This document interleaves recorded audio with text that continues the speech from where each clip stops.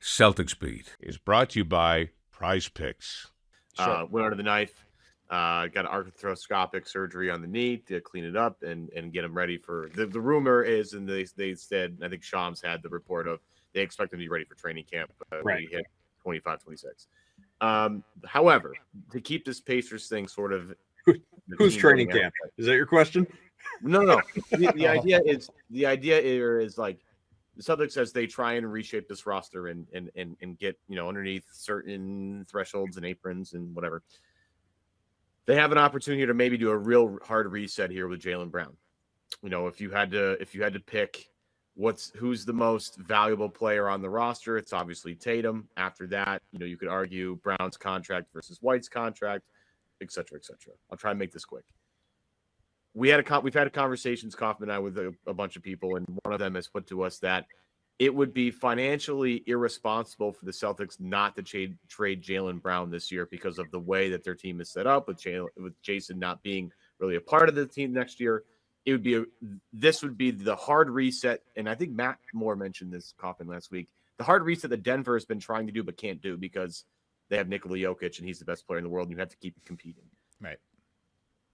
Given the circumstances, is this the offseason where the Celtics need to take a hard look at this and say, look, I know it's going to stink.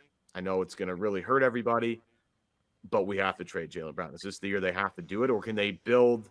I mean, and again, keeping the Pacers like, okay, they have Halliburton and they don't have another guy in that top 15, but then they have Siakam and Turner and et cetera, et cetera.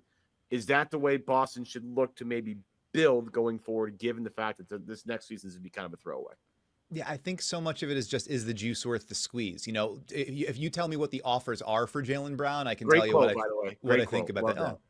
I can tell you what I think about it. But it would be, I would agree that it would be irresponsible to not at least listen and to not at least see what the opportunities are out there. If there's a way that by moving off of him, breaking his contract into several rotation players, and multiple picks moving forward. Like if that's something that gives you the opportunity to, to a greater optionality moving forward, I think you got to pay attention to that. You got to at least be willing to consider it.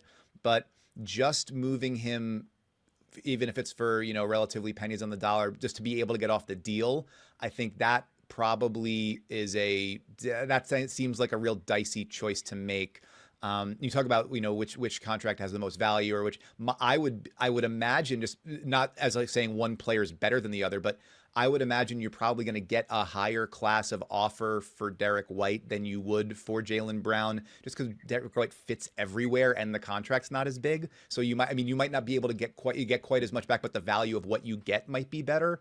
All of which is to say, I think that they have to listen to everything, because they've been put in a situation where, yes, you have this, the crisis creates an opportunity, if you're able to find the right thread the needle moves to get out of it.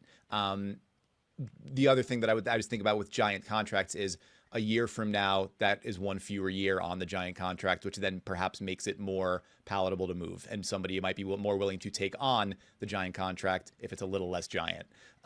So if there's not a bowl you over, this is a no-brainer offer now, I think keeping a player that you love, that is a multiple-time All-Star for you, that's going to go in the rafters, as you mentioned, there's not so many downsides to that if you don't feel that there's value on the back end.